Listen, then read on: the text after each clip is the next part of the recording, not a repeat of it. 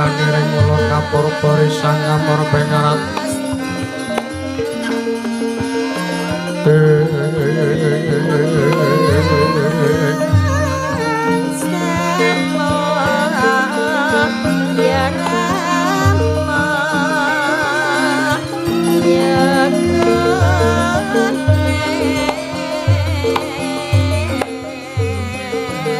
mringsanan ingkang mringkanan sieng tasih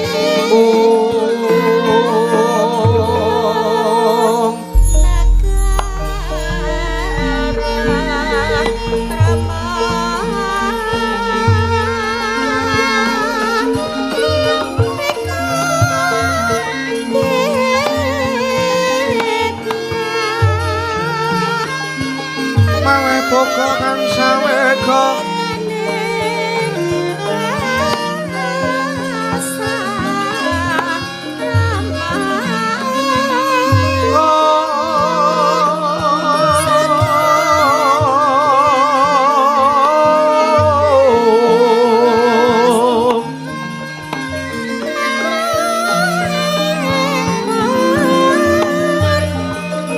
Masireng telahan juang kanan pamojo henlang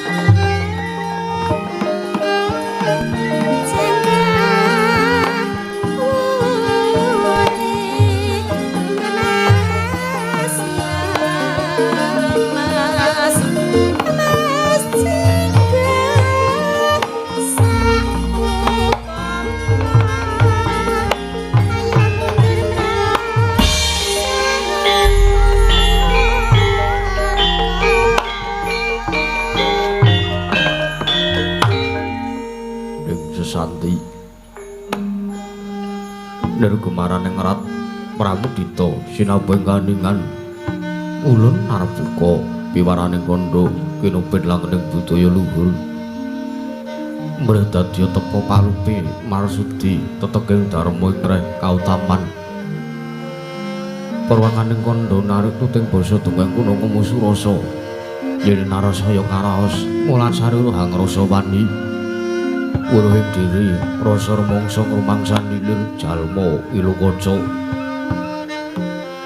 jare wasagung jangjar tol becewus gemelar jering pagliran jago jatra merksane pagelaran inggih purwa Surya Candra Daru Yang Kartika wis kinurba putrating ngawasa sahari ratri anggedri pawana perwateking tuksina gilir gemanti teman dadi petanganing dina sasi warsi windu kang sarta abad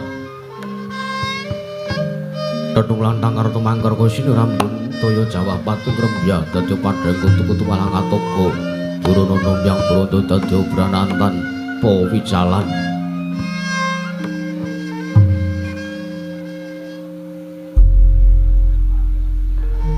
padhang trawan sinari sang Hyang Retnawi ingkang arsa merbawaning jagat Mungging jagat wetan tuk mungum-mungum mungging kalengan kukir abang merngangah lamun kaik sayang dilan-dilata bumi saya dangu sumurup sang Hyang Arka katon sama belakanan kudu ngabang esmu jenar kabur bawan sinari sang Hyang Basanta tanem to katon ijo royo-royo hamangku gunung degeng biru moyo-moyo Pujing gunung itu mulan Gundaru kasil ring Prabancana lenggat lenggut nganti kaya gunung Makutha Mega. Tanpa tawis dangusa oleh kawula tasih dene Larsa ngopi buka karo Tegal Sawahi. Anglu silur tatanana pedhot sinambi sendunan sisindinan mikul baru lugunde. Anggiring raja kayane sawanana pirembagan Samarwangi.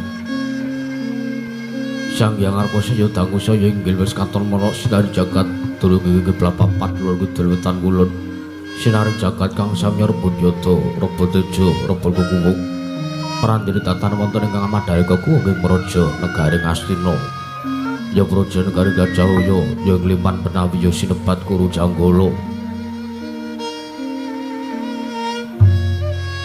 apanjar kenar pambukaning kandha sarete mangke krana negaring Astina dumadi saking puluh-puluh banjaran sinasa pantaya Benawi tinampi ombak samudra binang langun kang tanpa pakun pekating paninggal kapantara ing Cakrawala wane-wane cakring pepisik sawane gedheping jurang corong kinepung gosirung kinarya sesuing peksi lawet yang sarang burung wonten ugi pasisiran Sasana Jember kebekaning pasir kemelaring garis pinggir tanem tuang rembuyung ruyung-ruyung karang kitri rewe-rewe ron klopo bumi subur pasiten mawur satengah tinandur tangkar tumangkar kawuryan dadi gunung-gunung bebanjengan angrang sang langit lenggal-lenggok lampahe toya mijil saking sendang-sendang pening dirtane iline pinara para planet nampi wadhuk binentung bentung kinarya angile disawah yang pategalaning naraka sema mokal pangontetane babasan tatana bingsa jengkang selo sedaya tinandra kang prakabi bandha penari sri anglar pasabinan yayarum bisari kang binangka pratiwi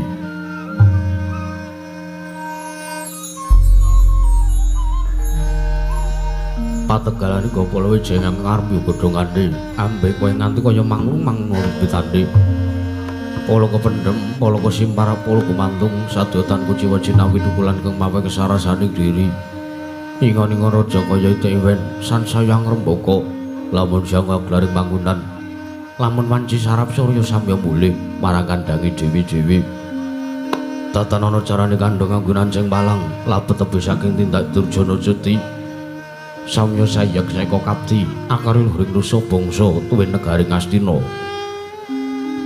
wana gumimbangi gunung anggung runung samya lestari ora tumuruh arah tumrah sada dadi guru-gurukaning lingkungan langkung-langkung lamonta tinaliti sampun sami sameting sesanggeman saben tebih saking tindasan saha sinansaya winada wida anane momat sinamatan daya dinayan sawiji-wiji mapan sating jejiban kang pinuju temah mawujud manunggaling cipta rasa karsa babar karya kenging binasake negari Ngastina iku semalagi mancik marang jaman kecana panjang punjung pasya pawukura jinawi kemari pakarta tata Turaharja dasan guru kang gedhe bari padang jagati durku situr ado kuncarane turta kasusuring manca praja lah sinanta wau ingkang asta pusarang adil bangsa negari Ngastina wenangira danu samodasa nomor samlata dasa 10 nama semestani jejuluk Sang Nata Prabu Duryudana ya Sang Prabu Jaka Pitana ya Sang Prabu Suyudana ya Sang Kurawendra ya Sang Dastarastratmaja ya Sang Gendari Suta ya Sang Tri Pamangsa ya Sang Prabu Jaya Pitana ya Sang Kurupati panglo pangdas maring Sang Prabu Duryudana arsa lenggah wonten samadaring dampar kecana ora mantra-mantra sepating untuk upata riyaya dewaning kasugihan Sang Hyang Bathara Wirwangi Jawantah binayang bayang Sang Janung Marapsara Hapsari kawis ketingal pembantir sagung kang samya sempewu yayaroping samudring daratan tatan kanton piswanipun Sang Hyang Wanata tungguling praja negari Ngastina miwah Sang Janung para kadang nayaka miwah Punggawa pini sepo lujeng miwah pujangga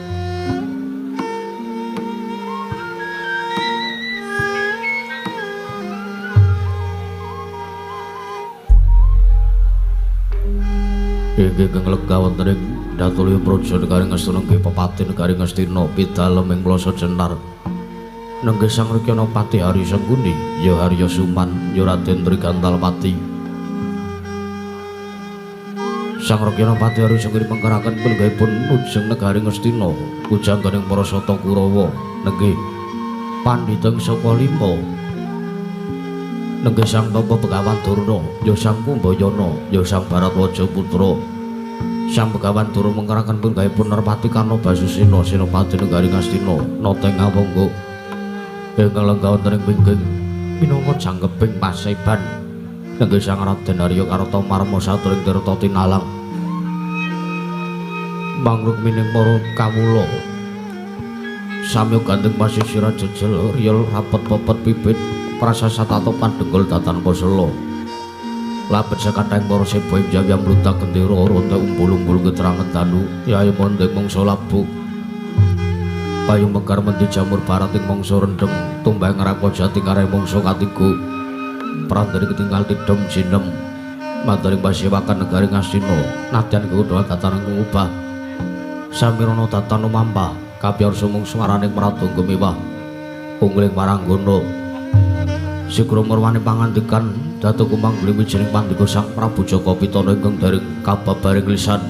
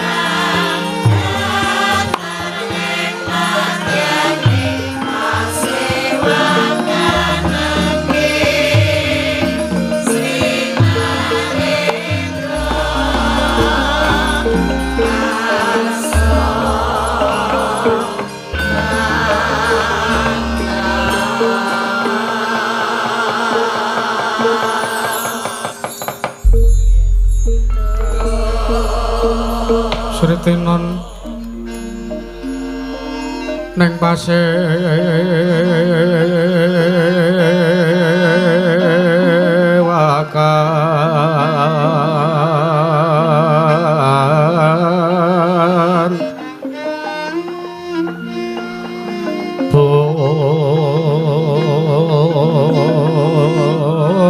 busana maneka warna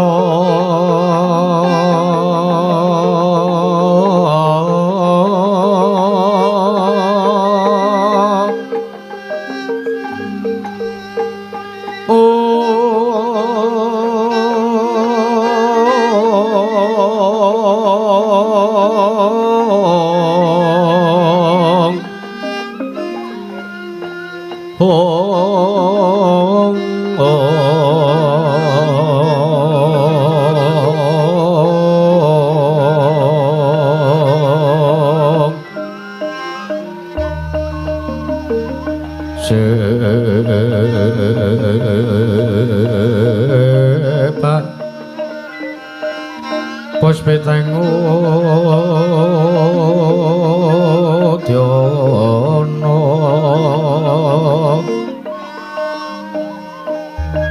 nyang pansrah sarwaratma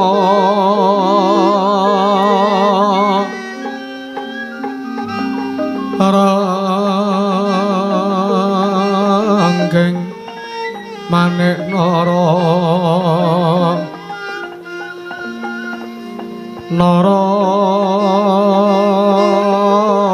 narawata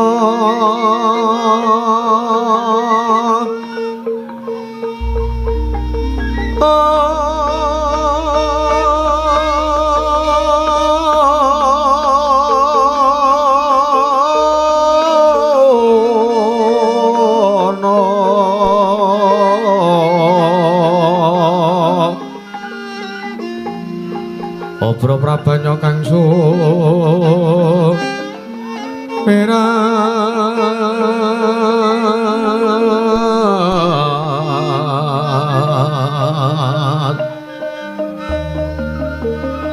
kenyaring deca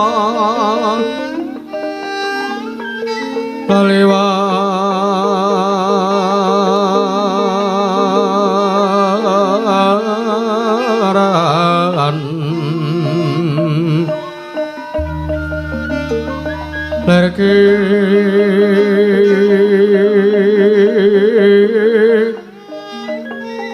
lat sisiring radet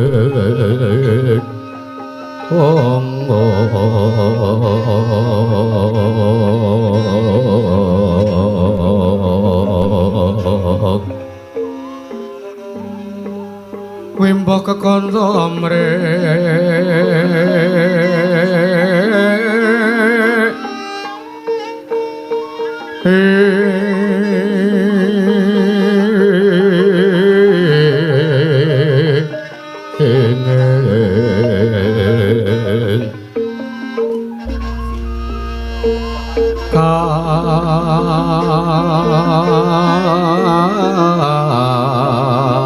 kate upeng mang arota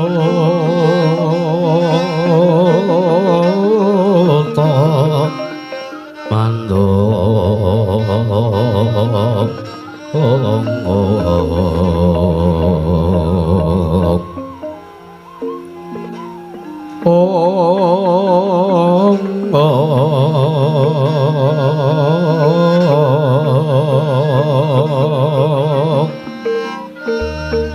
saparan mangambar kongas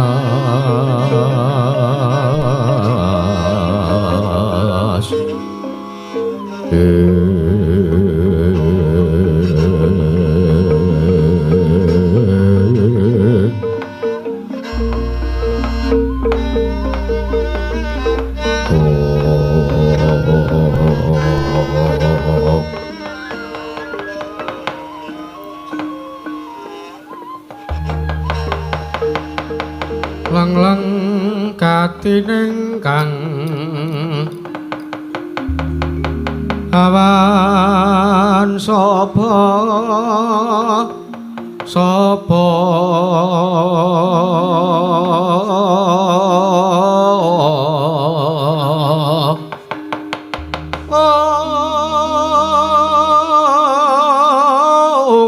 nekeng Astina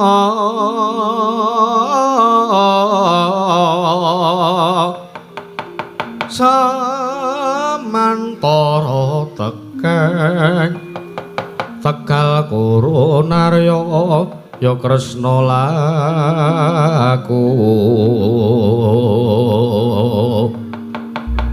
sireng Prasurama nyangkan bocah naka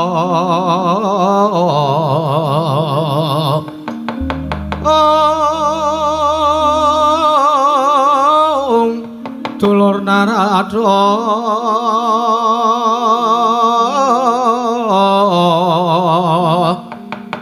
kapangya Tegal lore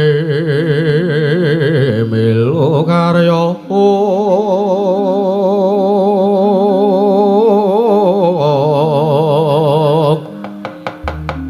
sang Bupati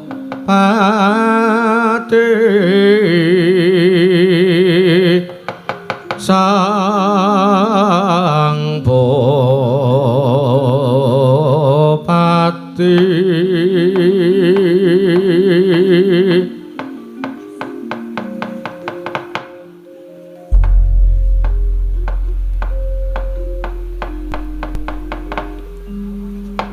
Niwang Sukmana mangadili ruwi ana sasmitaning sejagat wasisaning Bathara paman Pati Arya Sengguni ayo dadake kaget pakenira si paman Pati Arya Sengguni dene sira ingsun wiji ana ngajenganing panira paman Pati Arya Sengguni kawula ninggih anak Prabu sakalengkung paduka angger anak Prabu Jaka Pitana animbali dumateng ingkang pamaning kepatihan nggih ing jawi sanget kuwatosing manah Pindharan Salomba pinanjering alun-alun kumitra carok maras nanging sareng wonten ngarsa paduka tebih saking raos kemarasan nggih anak Prabu Jaka Pitana kawula ninggih kanthi paranggon sira ingsun percaya minangka dadi batal wakil ingsun Pranata tata upacara rakiting kamrajan negari Ngastina marata diake aturna kelawan panjenenganing ingsun samendang aja nganti kengkarempin paman Patih Arya Sengguni menawi paduka ndangu bab tata rakiting kamrajan negari Ngastina tartentu sadaya tan badhe nguji wani para kawula samya sayek saeka kapti akeh luhuring rusa bangsa tuwin negari Ngastina nggih mandhapipun dhumateng para prajurit Sata Kura ingkang boten kendhat anggenipun tansah gegladhen olah kridane ngaperang sawanci-wanci praja paduka katemping marang muka tartentu boten badhe anggepok kanca paduka Gusti kula Sang Nata Dewaji ingkang pamaning kepatihan remuk kasawurna putung sumangga kabandhemna nggih kawula ninggih gawe bombong sartane gawe marem penggali mandira teka jangkep kang dadi aturira paman Arya Sengguni mboten langkung pakarenggung utama wae tindana selawas urip paman Arya Nono ninggih menapa ingkang sampun paduka dhawaken tartentu kula mboten badhe suwala nanging dereng lansak sampunipun nggih kepareng kula ngaturaken sembah sungkem pangabekti kula kunjuk sandhep padha paduka anak Prabu Jaka Pitana ing Ngastina anak Prabu Duryudana Panip walat menapa ingkang badhe dipun sandhang tingkang putra teka kula wantun nampi sembahipun tiyang sepuh dawuh semanten paman Jekatika paman Arya Sengguni menika minangka nayaka prajaning negari Ngastina kula ingkang dados nalindra sembahipun paman Arya kula tampi dawa sami-sami dipun sekecaken anggenipun lenggah wonten ing Datulya Praja Negaring Astina Paman Pati Arya Sengguni. Nun inggih sampun boten kirang prayogi nggih anak Prabu Jaka Pitana kawula nun inggih. Bapa Penemban Durna ing Sokalima. Bapa Penemban Kumbayana. Sarawipun Bapa Penemban Baratwaja Putra ingkang putra pun Duryudana ngaturaken kasugengan mugi tansah mangkir arja yuwana rawipun Bapa Penemban Durna, Bapa Penemban ing Sokalima. Oh lole astaka swalasila pratapa sumorante kamanaga kula kaprit kantil pututing selikur. Kula nakna ninggih nggih anak Prabu Jaka Pitana. Sakalangkung paduka anak Prabu Duryudana amijian nimbali dumateng pisuwanipun ingkang Bapa ing Sokalima wilujeng sowan kula. Rayu widodane skala niring sambikala nirbaya nirwikara tebih saking rubeda. Kepareng kula ngaturaken salam taklimipun ingkang Bapa mugia kunjuk nggih anak Prabu Jaka Pitana. Kula nukna niki sampun kula tampi karya Bombong Jas manahipun ingkang putra pun Gurupati. Boten langkung askecan lenggahipun Bapa Penemban ing Sokalima, Bapa Penemban. Kula non sampun boten kirang prayogi nggih anak Prabu Jaka Pitana. Apa dene Kakang Prabu Karna Basusena ing Ngawangga. Sarawipun Kakang Surya putra ya Kakang Suryatmaja mugi mangke karaharjan saha karahayan akhiripun lenggah wonten Praja Negaring Astina Kakang Prabu Karna. Jagat pangestu karo wayah lur jagat. Nun inggih Yayi. Sakalangkung paduka Yayi Prabu Duryudana miji dumateng pisuwanipun ingkang Raka ing Ngawangga. Dinten sakmenika manggih karaharjan tebih saking rubeda. Basuki Yuwana sawanipun ingkang Raka ing Ngawangga Yayi. Mboten langkung kula ngaturaken salam taklim kula mugi katur wonten ngersanipun paduka Yayi Prabu Duryudana, Yayi Prabu Jaka Pitana.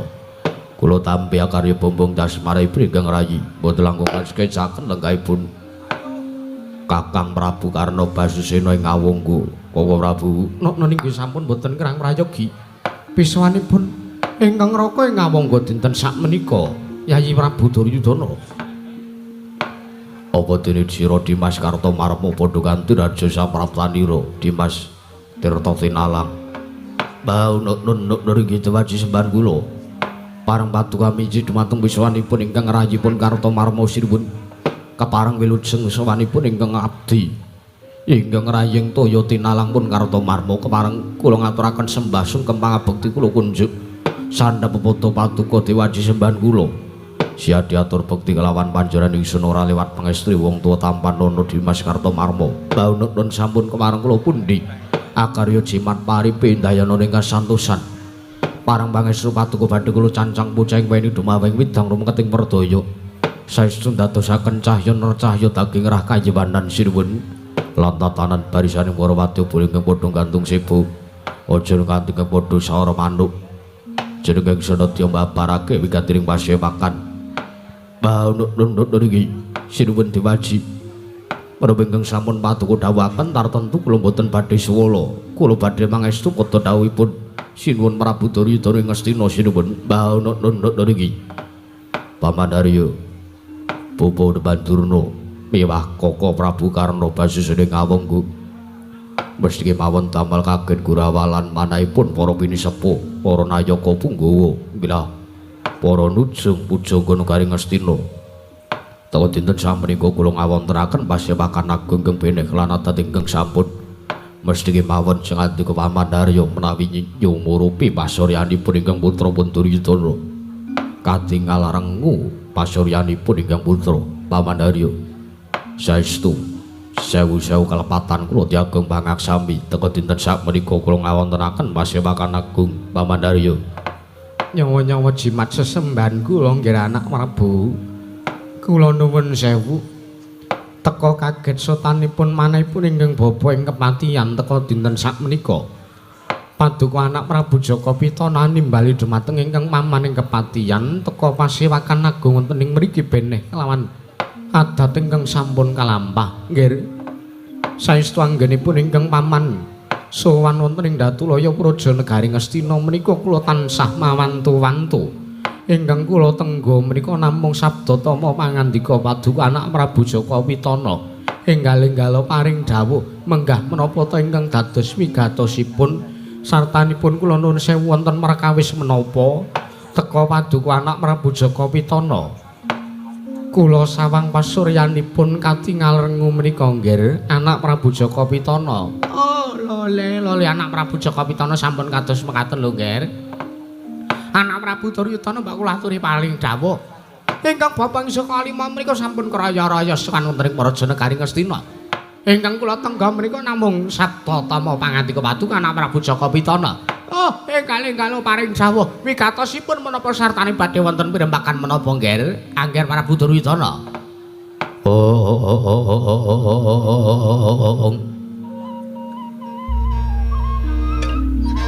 Lang-lang ramyan ingkang driya lere wang candra. Katawangan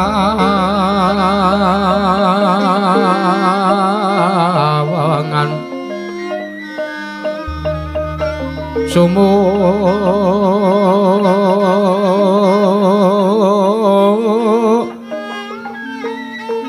ing jas kato redan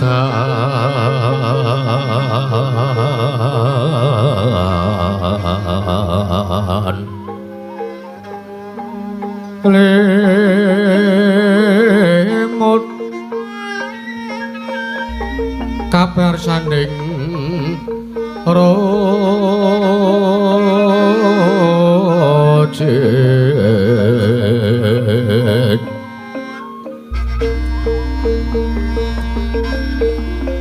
ram remeng triyama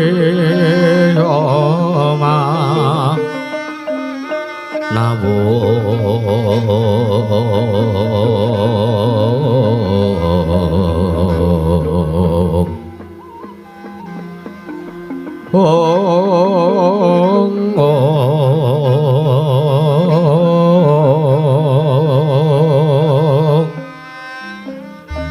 kakawenging Hyang Wisesa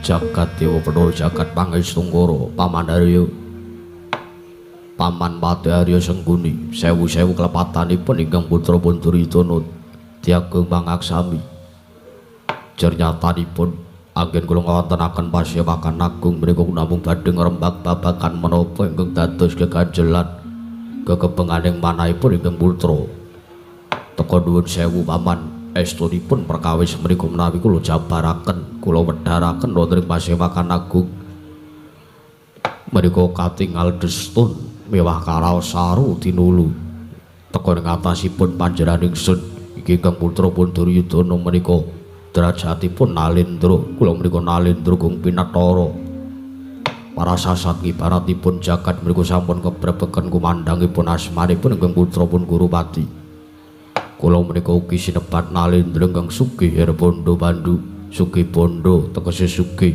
Barana Picis sugih Pandu teges Nalendra ingkang Abala Raja kula menika Nalendra sinembah dening para Nalendra Paman Harya destun timan ing atasipun kula menika Nalendra ingkang tansah kuncara jayeng bawana teka penggalih kula risak awitipun gegasak dening inggih menika salah sawijining pasupenan manahipun ingkang putra Duryudana dipun gegasah dening wujudipun pangimpen ingkang wonten ing 3 ari kapengker wonten ing dinten Sukara Kasih kula anyumena pasumenan menika ingkang damel risak sartanipun damel rengu penggalipun ingkang putra Jaka Pitana Paman Harya nyawa-nyawa jimat sesembahan kula nggih anak Prabu kula nyuwun sewu nggih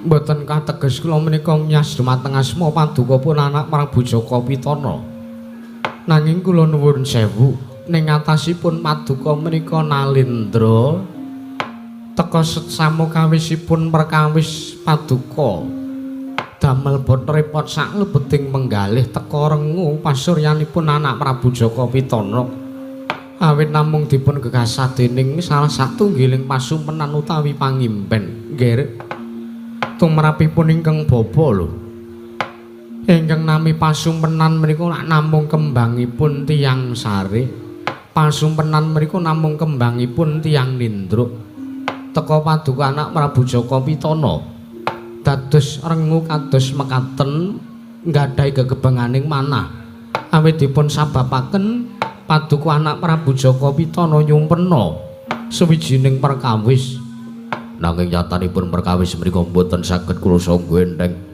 perkawis pasumpenan menika mboten saged kula sepeleaken jar nyatanipun jaring daplok ya Pak ngendikaning para sepuh para winasih sami ngendikaken impen mriku kadang kula ki badhe nemahi dumateng kasunyatan kamangka ingkang putra mriku sampun mataun-taun dados nalindru wonten praja negari Ngastina kula menika dereng saged jenjem dereng saged ayem manahipun ingkang putra awit para pandhu ingkang tasih kumlar wonten ing Madyapada malah menika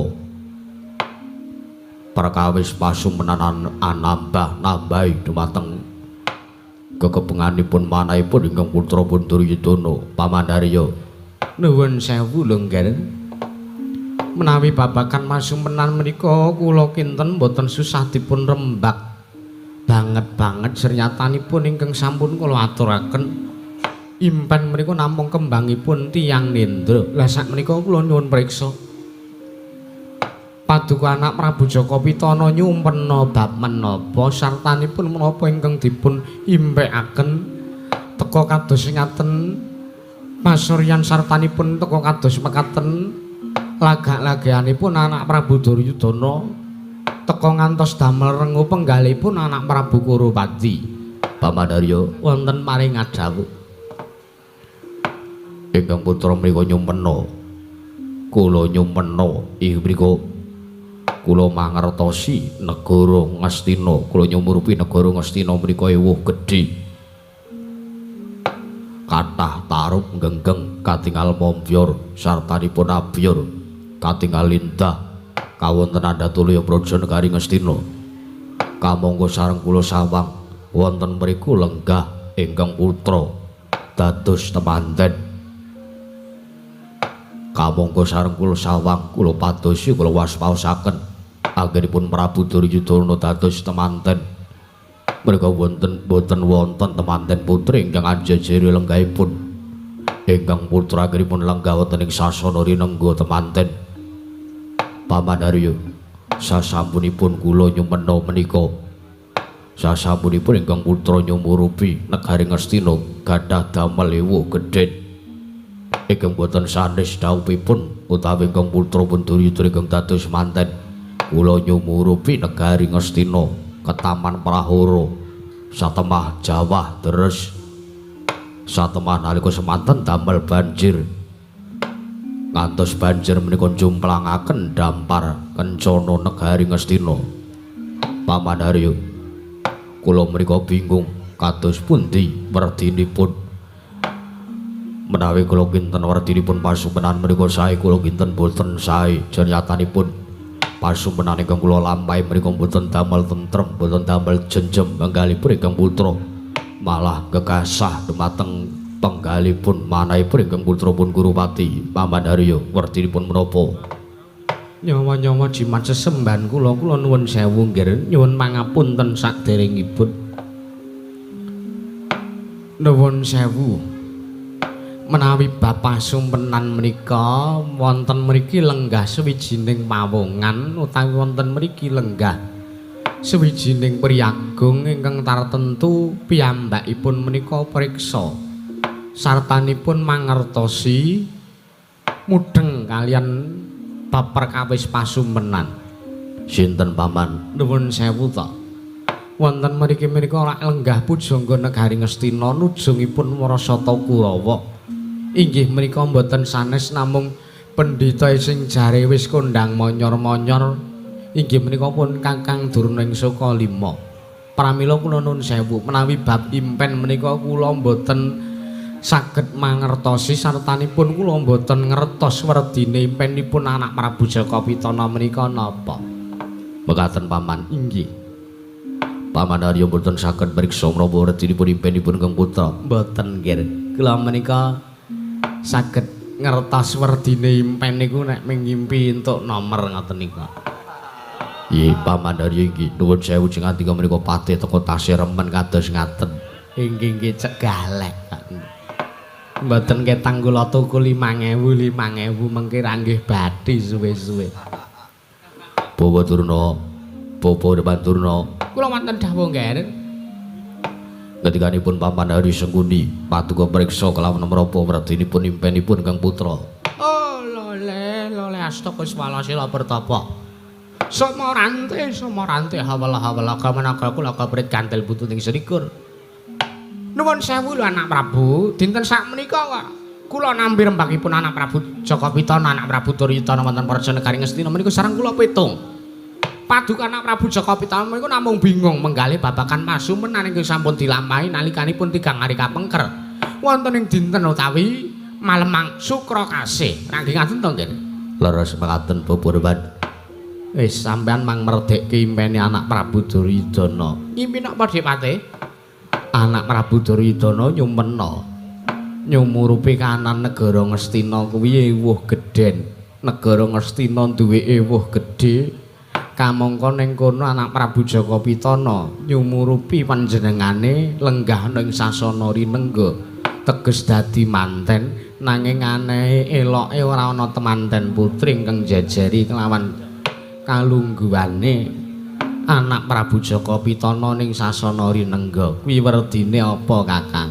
Nuwun sewu lho Dipate, pripun Kakang Durna? Miturut sampean werdine ngimpine anak Prabu Jaka Pitana kuwi piye? Nek miturut ingkang rayi lho, miturutku lho Kang. Ki mung mergo aku menggunakake ilmu jarene. Nek jarene para sepuh padha ngendikake kae wong sing ngimpi dadi manten utawa nyumurupi dheweke dadi manten kamangka ora ana temantene putri kuwi teges bakal cepak bilaine. Niku tumrapipun ingkang rayi niku tumrap kula. Nek tumrape Kakang Durna benten nggih monggo. Nek kula mboten ngaten, maksud kula mboten ngaten. Maksudipun Kakang Durna kados pundi? Tumrap kula. Oh, ngimpi wong dadi manten niku mboten kateges. Nuwun sewu lho Dipate. Nggih, pripun? Wong sing ngimpi dadi manten ki ora kok teges wong sing bakal cepak patine utawa wong sing bakal cepak bilaine niku ora. Ning wong sing ngimpi dadi manten niku kula nuwun sewu. Niku ngimpine wong sing arep sukses uripe. Lho. Wong sing arep sukses uripe niku ngimpi dadi manten. Nggih. Dasaripun napa? Nggih, dasaripun wong ki bangun bebrayan agung selawase urip. Kuwi ngibadah paling suwe menika namung inggih menika rabi utawa dawuh palakrama lho Dipati. Nuwun sewu kamangka jaman saiki asasi besar. Nggih. Niki kathah usumipun tiyang ewuh menika kathah sanget. Wong ewuh, wong padha dadi manten mriku kathah sanget.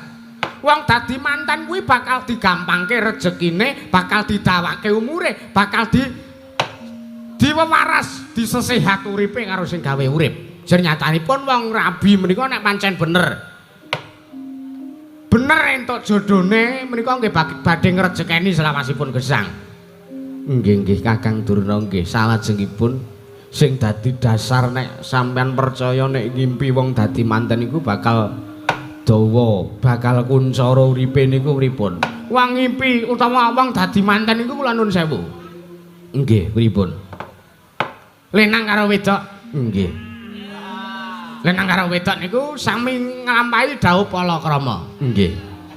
Sasampunipun dawuh palakrama tartuntu kemawon wonten sawijining perkawis ingkang dadosaken sak mangke temanten wedok utawi tiang estri menika kagungan putra.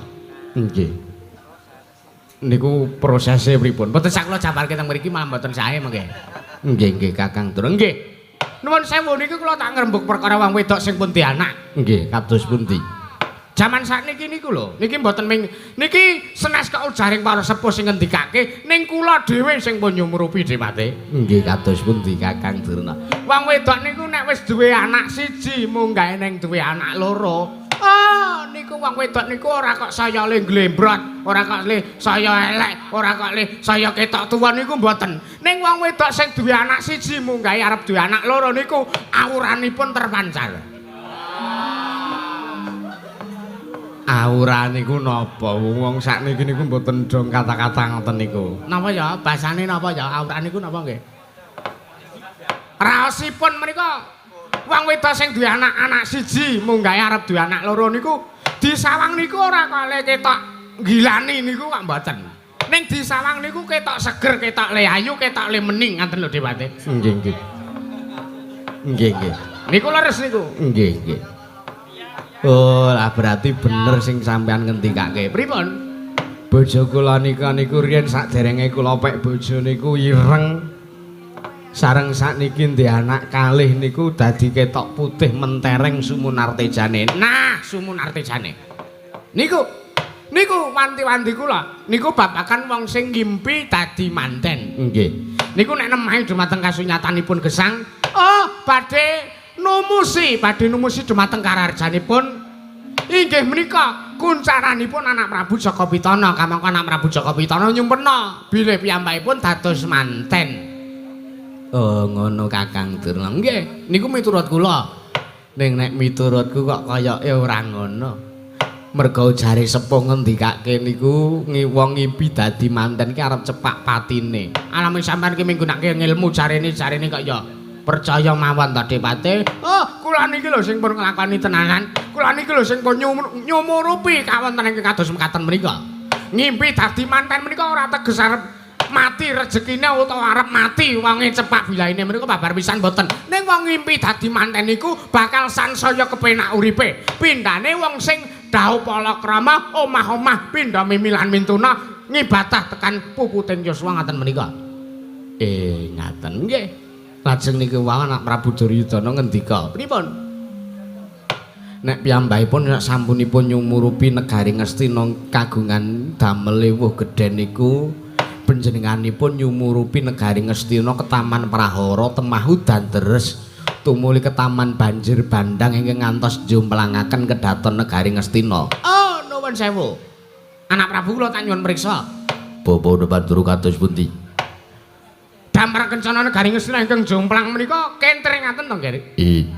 Ngenteraken dampar kencana negari Ngastina banjir bandang menika damel kenteripun dampar kencana negari Ngastina. Nuwun sewu.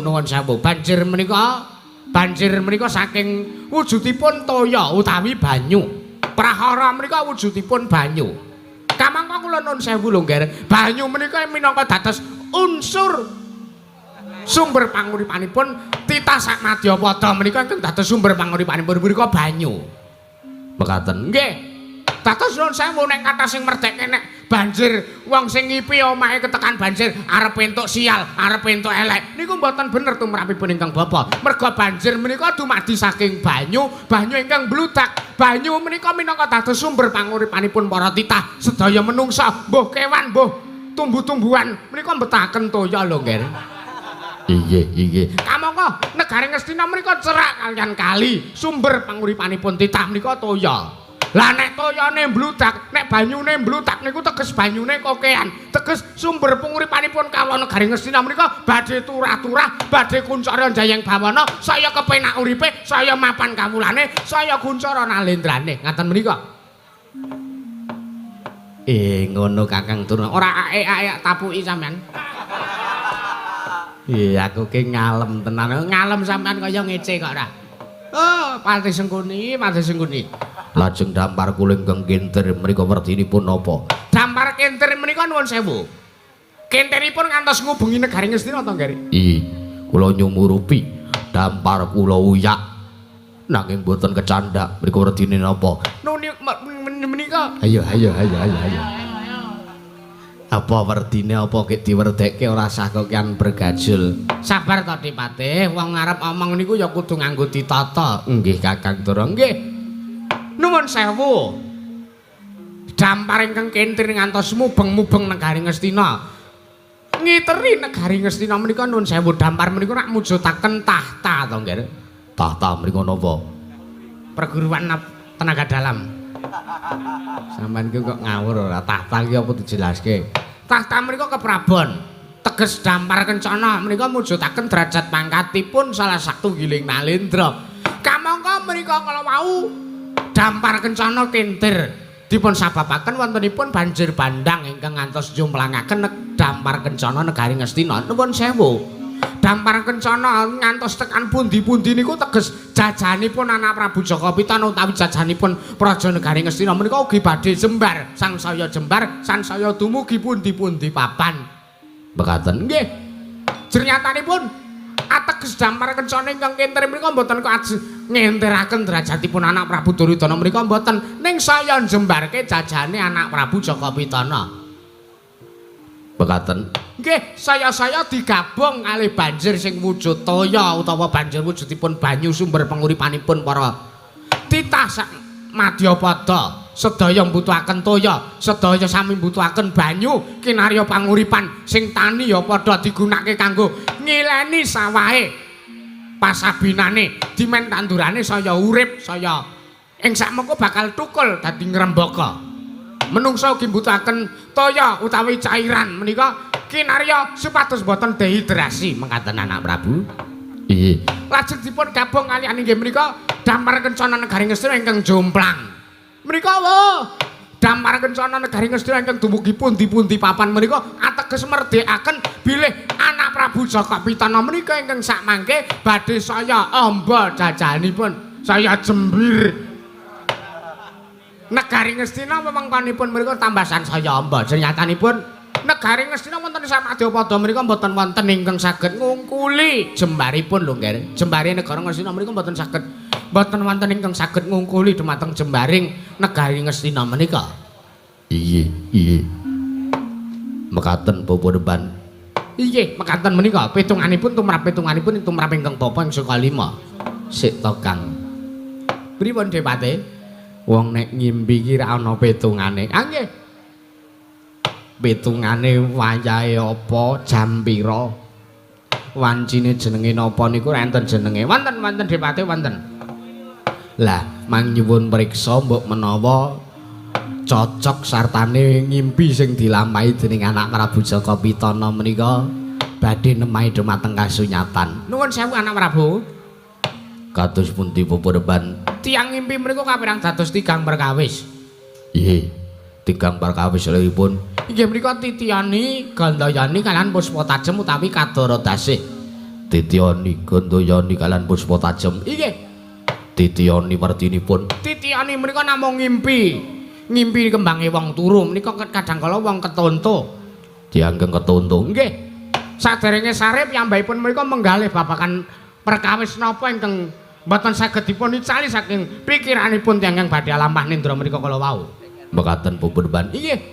Mriku Titiani. Titiani menika mboten wonten werdinipun. Biasanipun tiyang ingkang ngimpi Titiani wonten ing wekdal Titiani menika wekdalipun antawisipun tabuh sedasa ngantos tabuh 12. Mekaten. Inggih.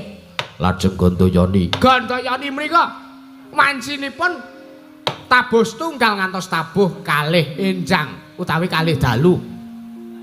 Sing ingkang boten nglampah ngimpi ingkang boten nyumpena menapa-menapa wonten ing manci menika ateges tiyang menika sampun nglampahi mati suri. Sampun nglampahi mati suri. Inggih. Lajeng Puspa Tajem utawi Kadara Dasih. Nah menika ingkang kula wastani ngimpi ingkang badhe numusi dumateng kasunyatan. Ngimpi menika wekdalipun inggih menika tabuh 3 enjang ngantos para esuk gagat bangun matahari terbit dari timur. Mekaten Bapak. Inggih. Lan samenika nuwun sewu, ngimpinipun anak Prabu Jaka Pitana menika wonten ing wanci napa? Sareng kula pitung, sareng kula emut-emut. Ngimpi ingkang kula lampahi utawi pasumenan ingkang kula rasaken mriku dawah wonten ing wanci Puspa Tajem katitik sareng kula gregah wungu saking nindra. Kula ngawuningani sartanipun kula mireng jago ingkang kluruk ateges mriku wancinipun sampun para esuk utawi wancinipun puspa tajem utawi kadurudase. Oh, lole astaka swala sila pertapa Samaranti hawala. Sampun lho nggih sampun ngantosipun penggalih banget. Jernyatanipun ingkang baken Paduka Prabu Jaka Pitana menika pitados kaliyan menapa ingkang sampun kula aturaken. Bilih werdinipun ngimpi Paduka dados manten kaliyan dampar kencana Negaring Ngastina jomplang awit ke Taman Banjir Bandang menika werdi ingkang sae lho nggih. Sampun ngantos pasumenan menika damel gegasah dumateng penggalipun anak Prabu Jaka Pitana. Jernyatanipun menawi penggalipun anak Prabu Duryudana menika mboten sae tumrap pasumenan menika. Oh, mengke badhe nemahe dumateng kararjanipun para kawula sak praja Negaring Ngastina lho nggih, anak Prabu Jaka Pitana. Sikra-sikra yen permana kanca sikra ngrakit nawang sesangka.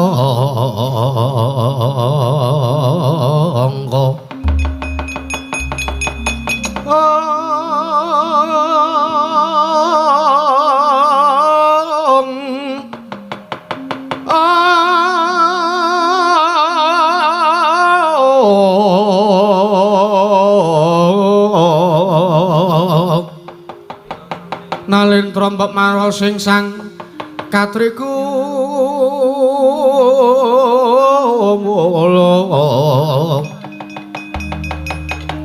mulung mangrompak ing wadya kurta kurare kakiri-kiri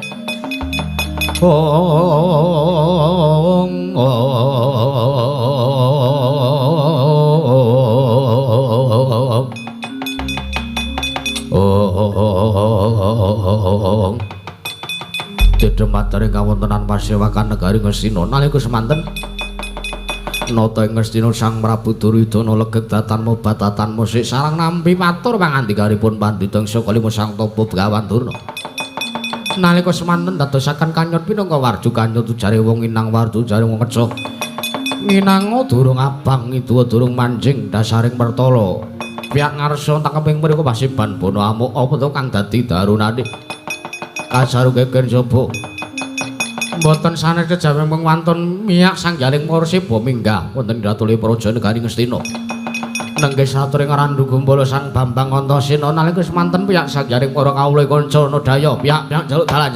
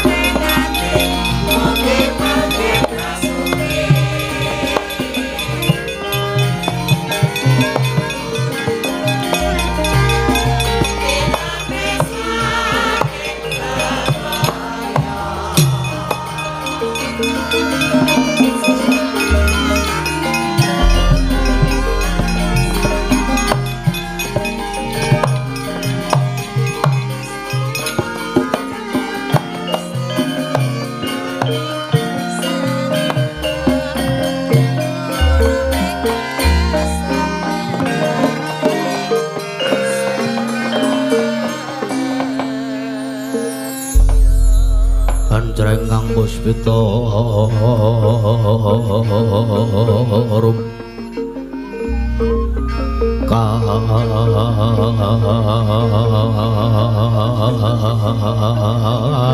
kasilering samirana mrih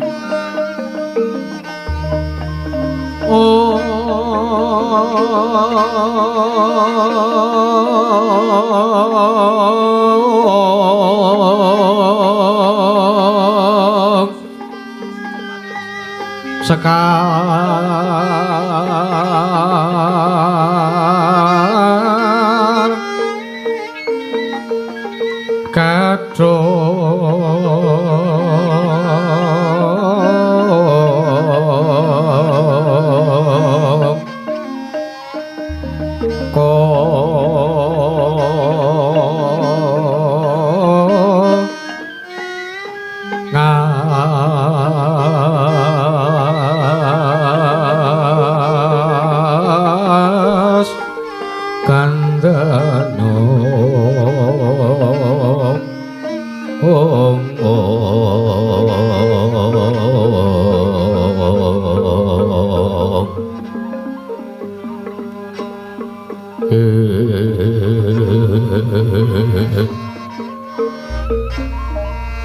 maweh laras retnane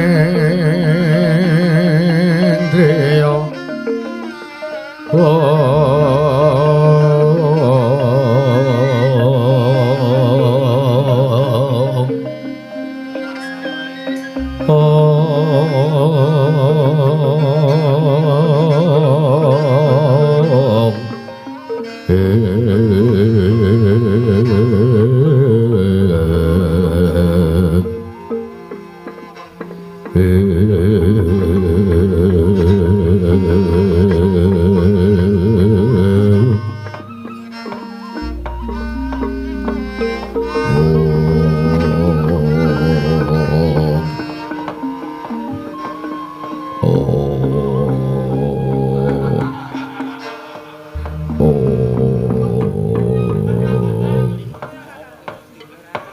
Jagat Dewa Bathara Pamandarya wonten timbalan nggih. Dereng ngantos paripurna anggen kula nampi sabda tama pangandikanipun Pupu Depan Durna. Tumuli kula nyumurupi gegering jaba ingkang minggah wonten ing Praja Negari Ngastina mboten pangling pun Antasena. Piye lah. Lagi tekae kok wis uluk lho nggih. Biasane nek ngoten niku bocahe bar kelegan utawa nembe gelo atine. Mekaten paman. Inggih. Mula kula aturi ngatos-atos kemawon nadan mriku bayi wingi sore ning mriku satriya ndugal kewarisan nggih. Kula aturi ndangu Paman sengene lengganging sekeca. sampun boten kirang mrayogi. Anak andungane Dita bocah mursid. Isa mikul dhuwur mendem jero karo wong tuwa aja mung ngandhek ning pangucap nanging kababaro dadi pakarti. Antasena. Anakku cah bagus sing randu kumbala. Sak sowanmu ning Praja Negara Ngastina padha kanthi raja sak pratamu Antasena randu kumbala. Nuwun para kawula sartane Pak De Duryudana Ngastina ya De. Antuk berkah pamujine Siwa Ngastina sowanku ora ana alangan swijapa ya mung aku ngaturke basaku katura nang ngersane Pak De Duryudana ya nang ngersane Pak De Kurupati ya nang ngersane Pak De Kurawendra. Jaya tatampa anakku Antasena gawe lega-legawane wong tuwa. Ora lewat pangestune wong tuwa wae tampan ana. Tak gegem dadekake jimat. Matur nuwun ya Pak De. Matur nuwun Bapak. Wah, jan aku eneng kene kopen Sababe. Wah, panganan jan mura-mura. Kamangka sing sisih mburi sing tak nggo leren iki mau ki. Wah, isine ora karo-karuan. Ya wis ora dadi ngopo yen to kaya mangkono. Sing baku prayoga nulunggu ning Praja Negara Ngastina. Heeh, wah prayoga banget nek kaya ngene carane iki. Oh, lole ngestaka swala putuku Antasena, putuku Cah Bagus, putuku anake putraku Werkudara padha kanthi raja sak sowanmu ngger anakku putuku Cah Bagus Antasena. Simbah Durna iki. Selamat tekaku, Mbah.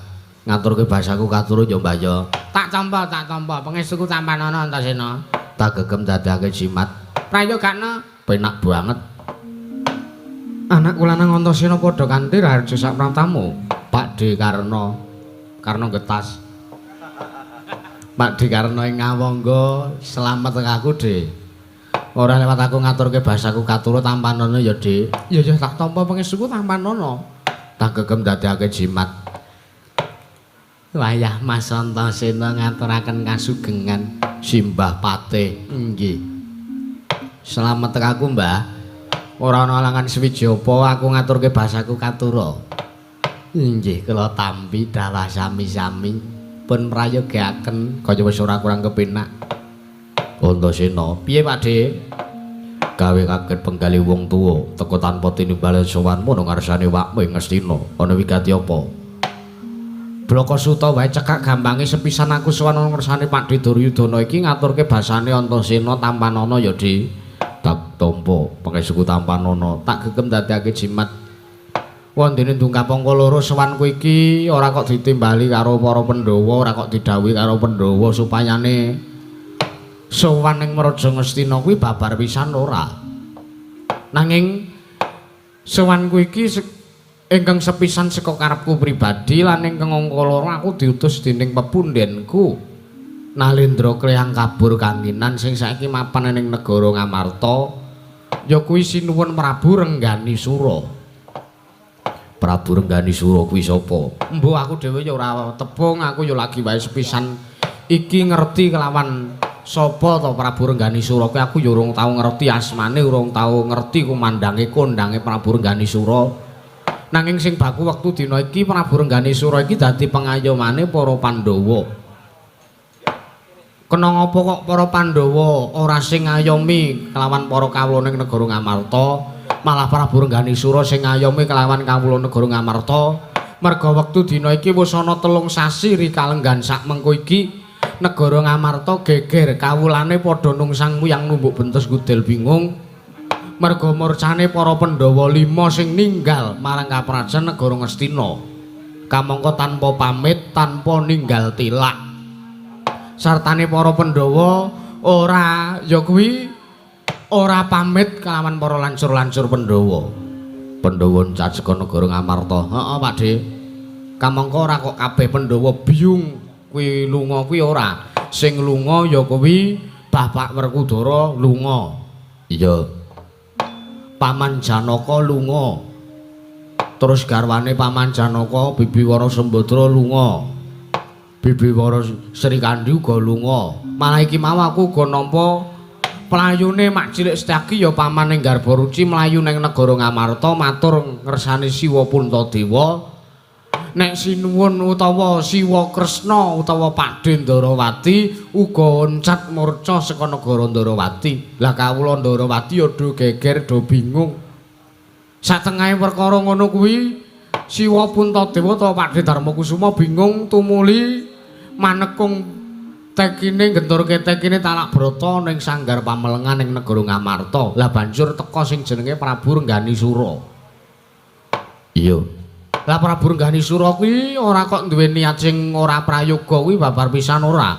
Nanging Prabu Renggani Sura kuwi babar pisan mung kepengin nentremke kanane para kawula ning Prajanagara Ngamarta apa dene Ndarawati.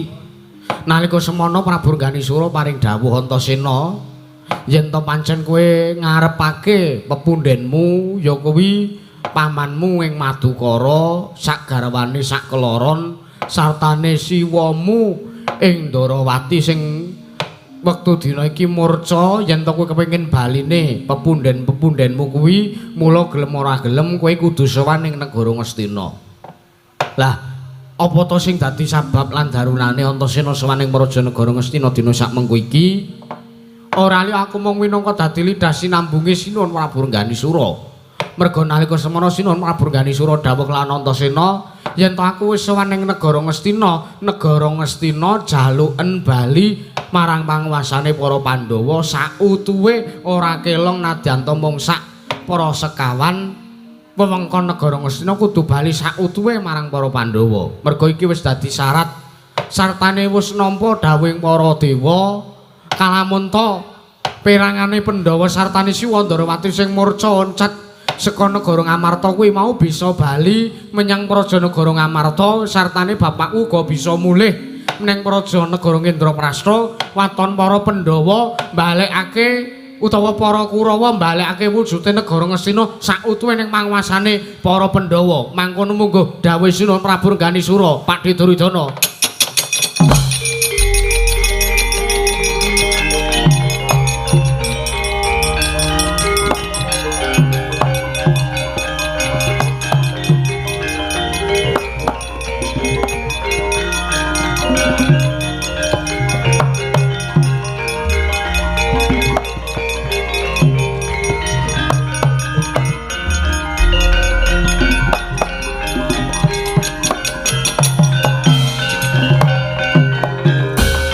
Jajalan sertaning balune iblis lanat bocah murang tata ucap mundur wili kaya grojokan reweteh kaya badat sena mbok Tegalan Antasena piye Pakdhe Karna.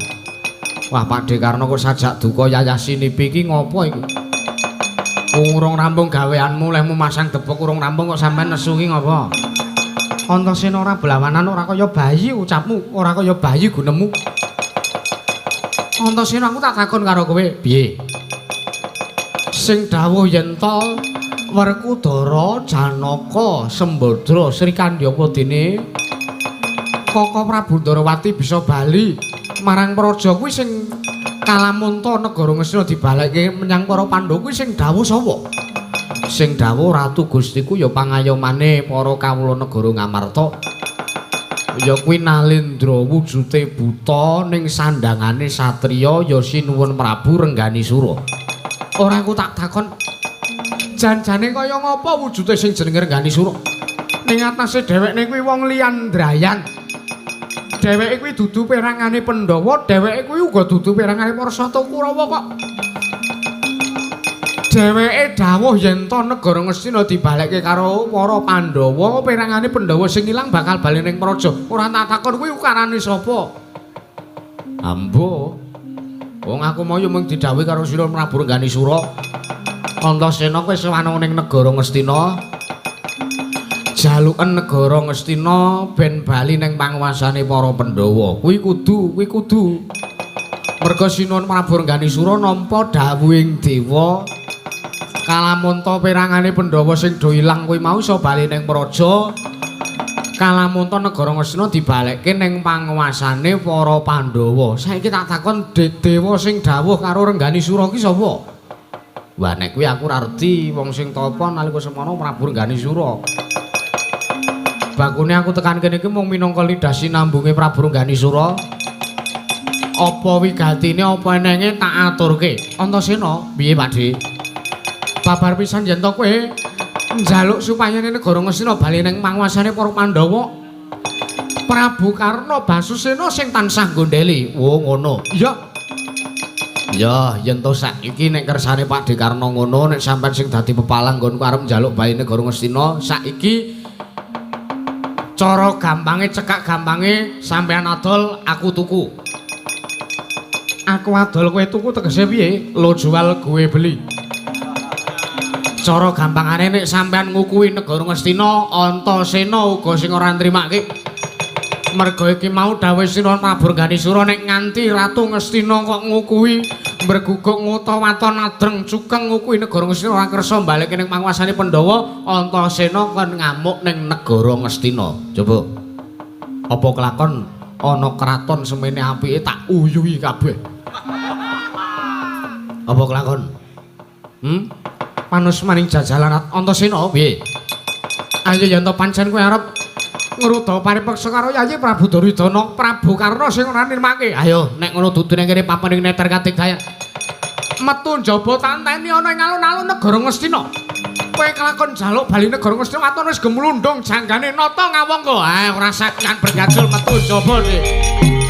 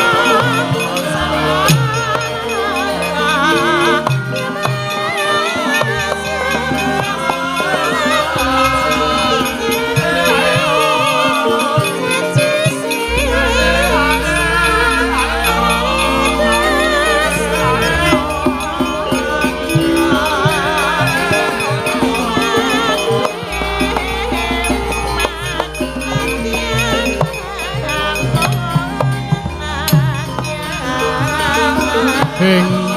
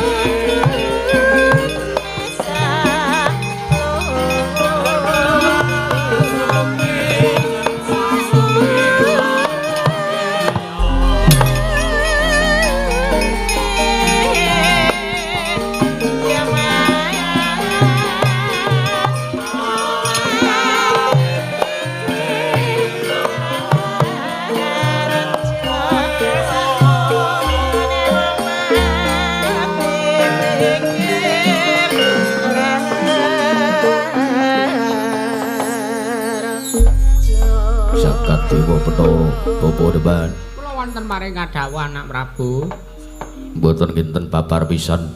Jebul lerekipun ngimpi kula menika kula wau. Jebul tinemunipun anggen kula nyempena dampar kencana negari Ngastina ingkang jomplang mewah kintir awit ketaman banjir bandang. Jebul tinemunipun menika sasmita bilih Antasena badhe nyuwun wangsul negari Ngastina Bapa Dewan. Lah rak apa ta? Kakang Durna, pripun? Mau tak takon sampean omong nek negara Ngastina ketaman banjir bandang kuwi dadi sumber penguripane para kawula. Terus dampar kencana sing jumplang kintir tekan ngendi-endi iki jare jajane arep saya jembar. Niku rak ming mboten enten nyatane to. Dewate wonten dawuh. Sing jeneng impi niku rak Sasmita. Nggih. Kula niku sing kadhawan medharke Sasmita. Nggih. Oh, nggih nuwun sewu nek Sasmita oleh kula medharke niku luput. Lho. Lah kok terus ngono biasane sampean ki terus alesan werna-werna. Mboten sakendakan menika kula ngawon. Anak Prabu, Wonten dawuh. nuwun sewu lho, nggih sejatosipun kala wau menika kula mangertosi menapa ingkang dados werdinipun pasumpenan paduka inggih menika ingkang nyumurupi negari Ngastina kagungane wuh gedhen. Kamangka paduka anak Prabu Jaka Pitana dados pinanganten. Miwas samangke paduka anak Prabu Jaka Pitana ugi nyumurupi dampar kencana kintir jomplang awit saking banjir bandang ingkang nemahi wonten Raja Negari Ngastina menika sejatosipun kula mangertos bilih werdinipun ngimpi menika mboten sae. Nanging nuwun sewu. Teka paduka Bapa Dewan Durna mboten medharaken dumateng Kang Putra. Nuwun sewu lho, kula menika njaga perasaan. Jagi pangraos tegesipun. Nuwun sewu nek kula aturke mengke werdine mboten sae, malah penggalipun anak Prabu Jaka Pitana tambasan saya mboten jenjem. Penggalipun anak Prabu Duryudana menika mboten tentrem sak mangke menawi kula wedharaken bilih ngimpi utawi pasumpenan menika sak mangke mboten sae werdinipun. Wis ta. Nek le merdekke kleru ki ya kleru bae ora usah dadak golek alasan. Niki nyata Dipate niki leres. Nggih. Kula niku njagi rasa pangrasane anak Prabu Jaka Pitana niku supados mboten lara atine, mboten sakit manahipun, mboten nyimpen salah satunggaling gegebenganipun manah inggih menika mboten jenjem samangke supados anak Prabu menika tentrem kemawon mboten samenggali babakan pasumpenan. Oh, nanging sepul nyatanipun Antasena prapta wonten Raja Negari Ngastina menika nyuwun mangsul inggih menika Negari Ngastina. Lah menika rak dados werdine.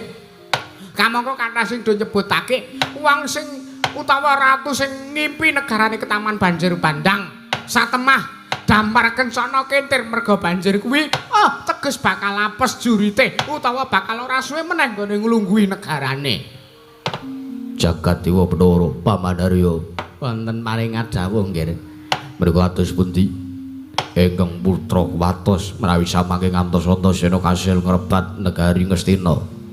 Sampun toh, sampun Mas Jan Kakang Durna ki jare njaga perasaan malah diwedharke akhire lara ati ta anak Prabu. Ketrucun nggih. Nuwun sewu lho anak Prabu, babagan menika kula kinten sampun ngantos dipun penggalih.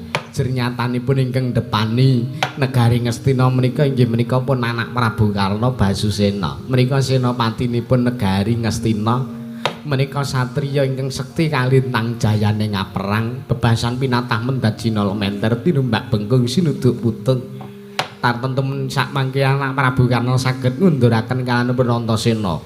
Mekaten paman, inggih sampun ta. Kula aturi pitados kemawon kelan aturipun ingkang bapa ing kematian. Mrengkaten kula aturi ngawat-awati dumateng laku jantranipun tindahipun Kakang Prabu Karna. Samangke kula ingkang badhe ngetapaken para sata Kurawa nggih. Matur sembah nuwun Paman Daryo. Bapa depan. Wonten dawuh. Babar pisan. Samangke babagan perkawis pasumenan kula sampun boten penggalih. Lasipun Ingkang bakan sak menika ingkang kula penggalih mriku namung kados pundi anggenipun badhe nentremaken para negari Ngastina. Awit wontenipun Nalindra Yaksa sandangan satriya, Nalindra Buta pengawak satriya inggih pun Prabu Rengganisura ingkang badhe ngrepat negari Ngastina. Menika namung ingkang kula penggalih. Namung menika ingkang kula pikir kados pundi anggenipun badhe nentremaken kawula praja negari Ngastina. bagus sekali anak Prabu. Teges paduka menika Nalendra ingkang tansah nguwaske dumateng para kawulanipun. Inggih, Bapak depan. Jernyatanipun boten dipun gekasah dumateng pangimpen. Nanging sareng ngimpi menika lerekipun paduka sampun mriksa lerekipun ngimpi menika boten prayogi, werdinipun ngimpi menika boten prayogi lan sampun nemahi paduka anak Prabu Jaka Pitanos kersa menggalih. Menika kula apresiasi nggih anak Prabu. Inggih, Bapak depan inggih. Kartomarma boten dawuh sinipun.